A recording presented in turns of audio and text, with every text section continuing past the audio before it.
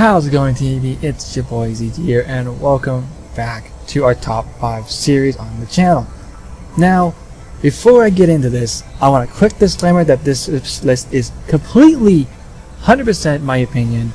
The footage you are going to be seeing is old footage that I recorded back when I had the game in question, and well, this is gonna be a video I've been wanting to make for a while now. So let's go ahead and get into our top 5 this week, which is the top 5 kingdoms in Super Mario Odyssey.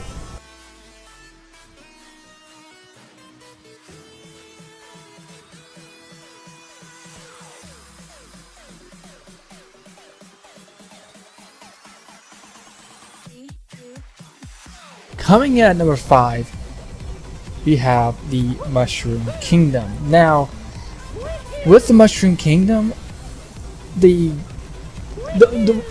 it's immediately on the list, mostly for nostalgia factor, as I played through many Mario games over the years, and the Mushroom Kingdom has been a staple in pretty much all of us. You see it in some iteration whether you can access it or you cannot. In Super Mario Odyssey, thinking that this was the newest platform at the time, having been able to use your hat to be able to take control of many different items, move around super fast, and even being able to climb up to the top of the castle and just see with everything around you. It was such an experience that even looking back at it now, I enjoyed this game thoroughly. It was actually the first game I picked up for the Nintendo Switch when I got my console. Before Splatoon 2, before anything else. This was a game that I had extensive interest in, and since I have stopped playing the game, DLC had come out. Obviously, I would like to revisit this game in the future and really just play it through and just see how bad I've gotten. Now, the reason having this kingdom on the lower end of the list is mainly due to its in every game. Now, it's got its nostalgia factor, which I enjoy. It's got everything I could ever ask for for a fair kingdom. The issue was it wasn't new to me. Like, when I think of new, I think of something that I've never seen before, something I've never experienced. Now, this whole entire game, the mechanics, everything, loved it to bits. But I don't know. I just getting to the end of the game, getting to the Mushroom Kingdom, it just didn't. I don't know. It's compared to all the other kingdoms that I seen while playing, it was so much harder to really have a really good opinion or an outlook on this particular kingdom.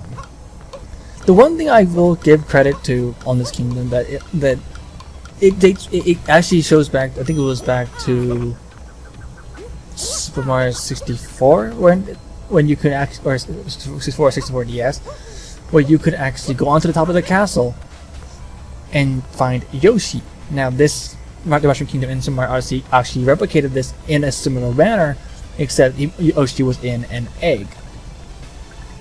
Which, obviously, in the footage I don't interact with it here, but be able to get access to Yoshi, take control of him, and just the whole mechanic of using Yoshi on the audio was a big improvement. It was a good callback to one of the older Mario games, which I thoroughly enjoyed. Now, unfortunately, that wasn't enough to put it up any higher than the 5th slot, but other than that, very good kingdom, enjoyed it thoroughly, and I'm excited to see what they do for the next Mario game.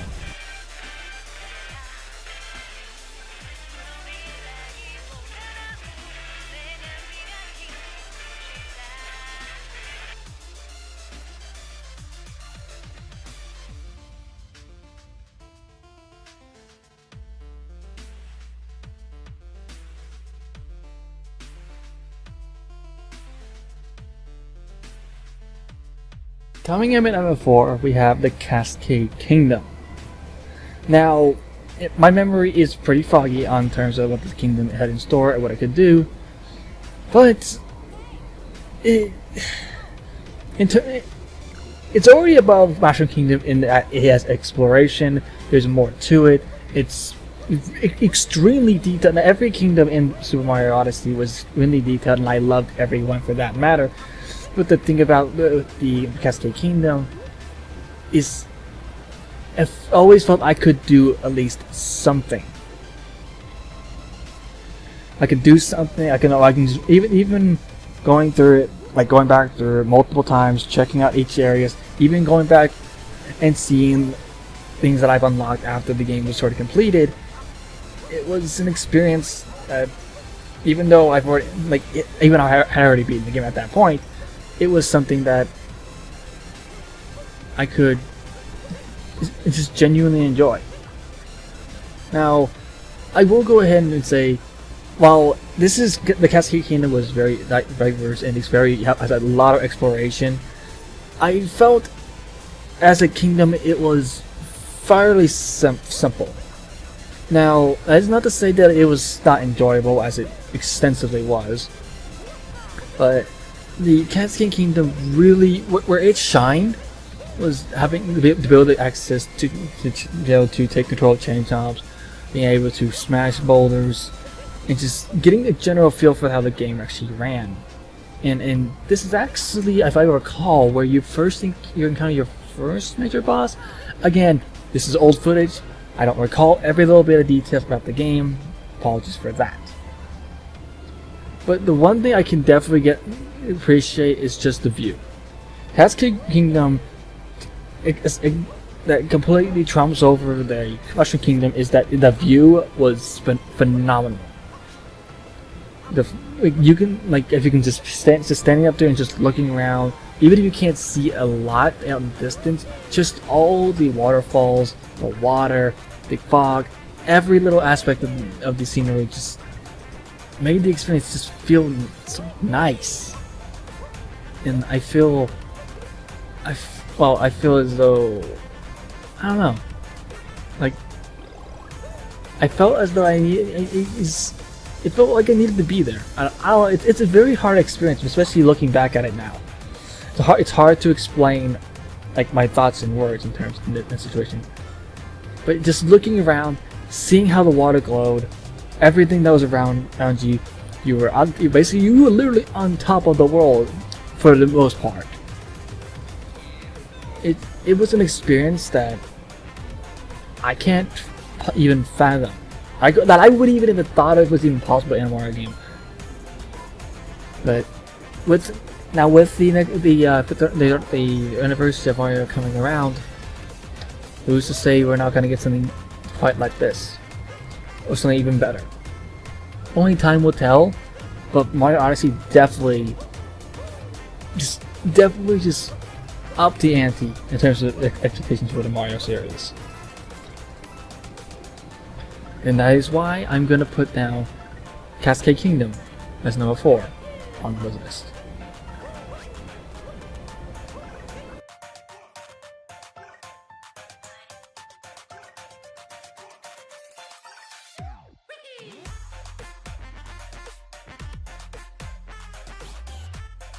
Coming in at number 3, we have the Ruined Kingdom.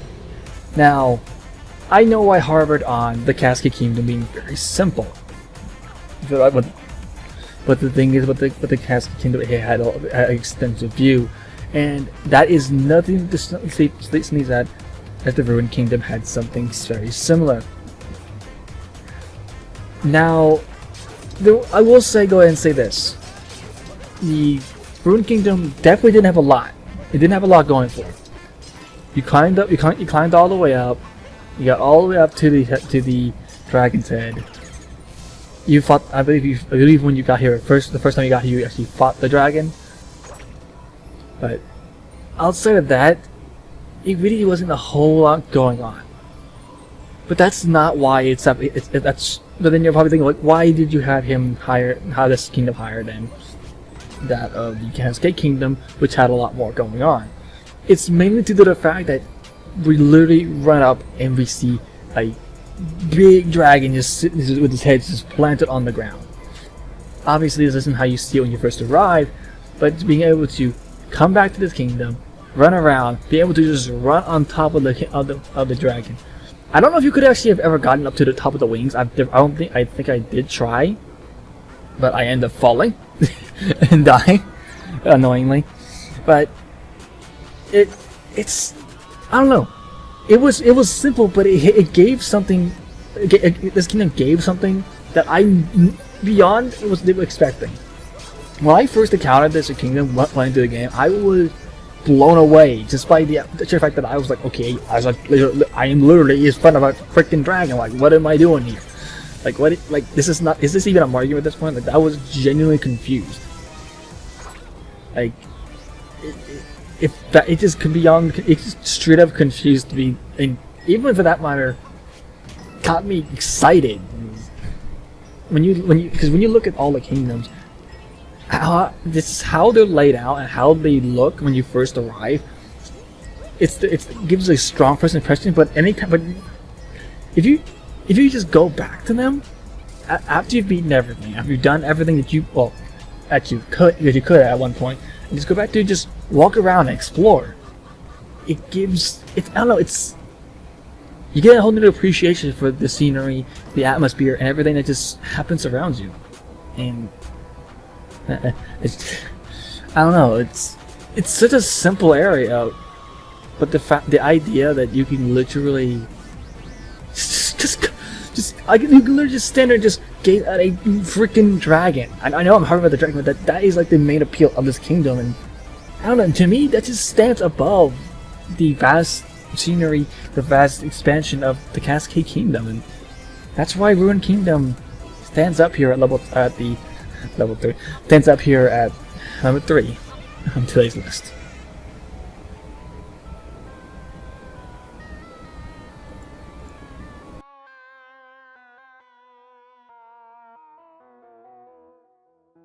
Now we have made it our way up to the number 2 spot, and this comes with the Seaside Kingdom. Now, just by looking at this kingdom, looking back at it, I had so much fun just messing around in this kingdom with all the water aspects. Yes, with Mario and his swimsuit. I know we've all been there.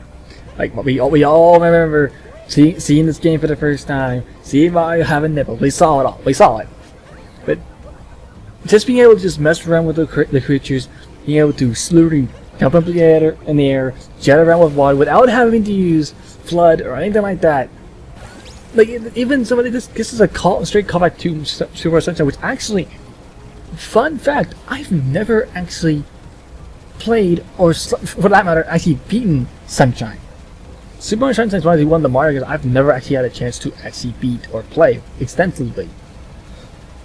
But from the footage of the videos I've seen, that is a straight callback when you were able to capture them. Also, it's kind of funny how you can just travel through the water fountain up there in Meat Peach, and also, can we just talk about the fact that when you're in the water and Mario's coast actually gets drenched in the sun, it just slowly dries. Just the attention to detail that they added in Mario Odyssey is something that still, even today, months, if not a couple of years later, looking at the game, it's crazy. It's actually crazy, and honestly, when you're on this kingdom, and especially with the times I kept going there, the sunset, the view from the beach, it was like every kingdom on this list has a phenomenal view. However, I don't know. Outside our number 1 spot, I feel like Seaside Kingdom really just has it best. Like, yes, maybe just the fact that I watch a lot of romance anime and stuff like that, and I enjoy extensively of views like this. But I don't know, it's the fact that you can just jump around, explore, going in the caves, go to all these creatures. Also, I used to notice those. Yeah, can't forget our Pyra Goomba, by the way. having, and apparently, okay, we're gonna ignore the fact that that guy just said potato. Okay, potatoes are not a thing. I don't know, it's just, and when you get past the whole, like, getting past the entire, the scenery, and you go into the cave, you got little urchins or spike balls that will just drop down and try to hit you. It gives an area of exploration. You got vast scenery, you got exploration, and you just got a lot to not so much a lot to do, but a lot to mess around with and have fun with. That is something that I drastically took a liking to in Super Mario Odyssey. Now, obviously, it's number 2. There is a major issue. Well, I wouldn't say major, but there's a bit of an issue that I would say that puts the Seaside Kingdom not at number 1, and that's I don't know. Outside of coming back and just playing around and messing around with the captures and exploring the area, outside of that, there really wasn't there wasn't a reason to come back. Like, I enjoyed messing around with the captures, I enjoyed getting the scenery, but I don't know, it just wasn't enough to push it up to that one spot. Definitely one of my favorite kingdoms in Super Mario Odyssey. And I'm not much of a fan of water levels in any Mario game, but I'm a fan of this one, for the most part.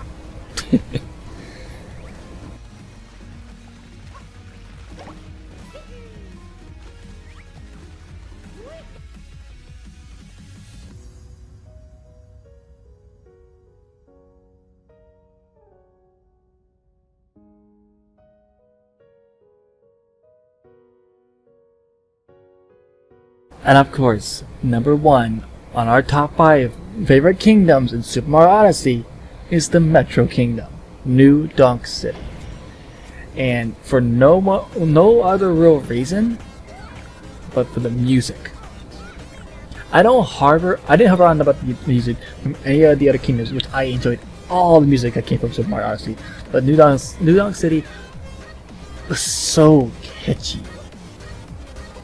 Being able to see Pauline, even though I never extensively played the original, but being able to see Pauline, the music, just running around as Mario in a city, it was just, I don't know, it was an experience that you can't really get in any real Mario game. At least none of the older ones. I mean, there may be fan games that give you a similar appeal, but Super Mario Odyssey just take a minute to listen.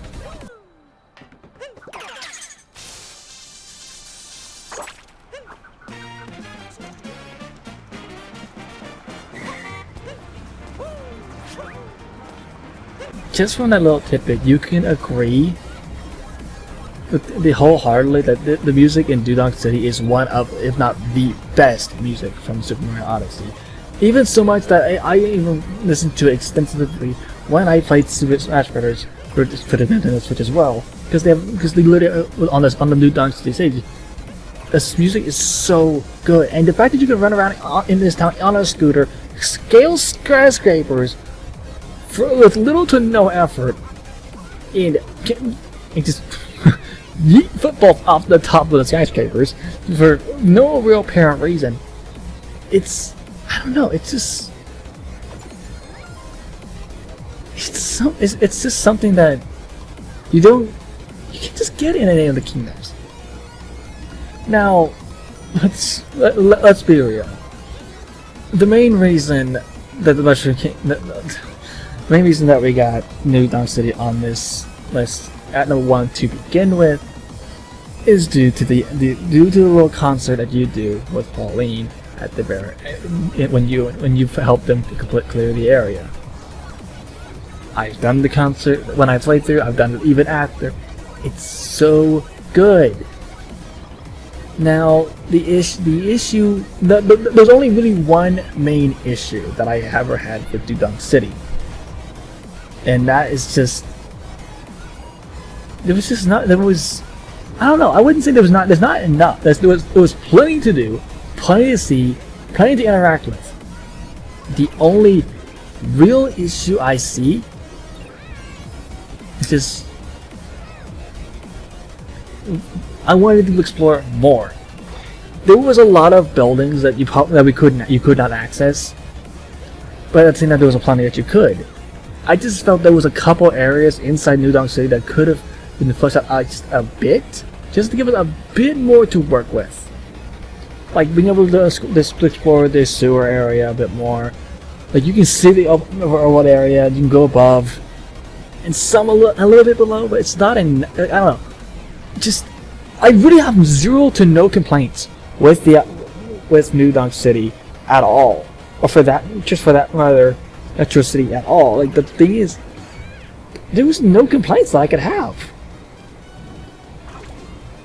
I mean, even saying exploring these areas a bit more, that's so minor that it's not even funny. Also, just the little thing, the little hidden moon with doing the Mario name. Nice touch. I like it. I really liked it.